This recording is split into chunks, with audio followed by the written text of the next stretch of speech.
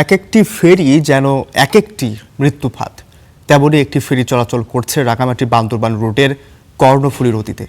সেতুর অভাবে দুর্ভোগে লাখো মানুষ, ঘটছে দুর্ঘটনা। কর্ণফুলী নদী, ঝুঁকি নিয়ে ফেরিতে ওঠার এ চিত্র অনেকটা নিত্যদিনের। সামান্য এদিক ওদিক হলেই ঘটতে পারে বড় দুর্ঘটনা। রাঙ্গামাটি বান্দরবান সড়কের চন্দ্রকোনা রায়খালী অংশে চলাচল করে এ ফেরি। একদিকে জীবনের ঝুঁকি, অন্যদিকে অপেক্ষার দুর্ভোগ। জরুরি কাজে বের হওয়া মানুষ আর রোগীদের বিড়ম্বনা আরও বেশি।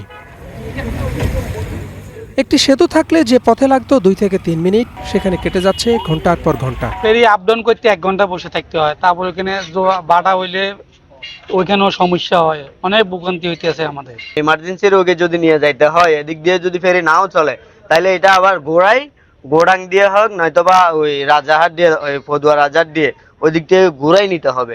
ততক্ষণে রোগী মারাও যাবে। টাই এলো ইনোভার, যেন আপনি লাইফে থাকেন রেডি প্রতিদিন।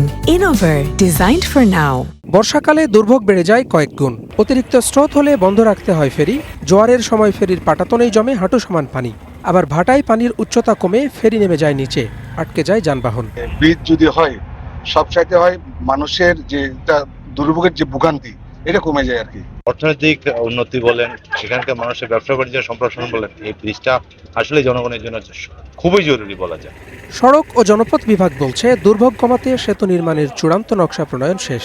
দ্রুত প্রকল্প অনুমোদনের জন্য পাঠানো হবে মন্ত্রণালয়ে। টিম ভিজিট করে গিয়েছে যে এই সেতুটা কিভাবে তৈরি করা যায়, এবং এই প্রকল্পটা বর্তমানে তৈরির কাজ চলমান আছে। খুব শীঘ্রই এটা আমাদের ঊর্ধ্বতন কর্তৃপক্ষ বরাবর এটা প্রেরণ করা হবে এবং এটা নির্মাণের জন্য একটা বড় ধরনের উদ্যোগ গ্রহণ করা হবে। 1989 সালে এ রুটে চালু করা হয় ফেরি সার্ভিস। প্রতিদিন চলাচল করে 5 শতাধিক গাড়ি। Desk report, star news.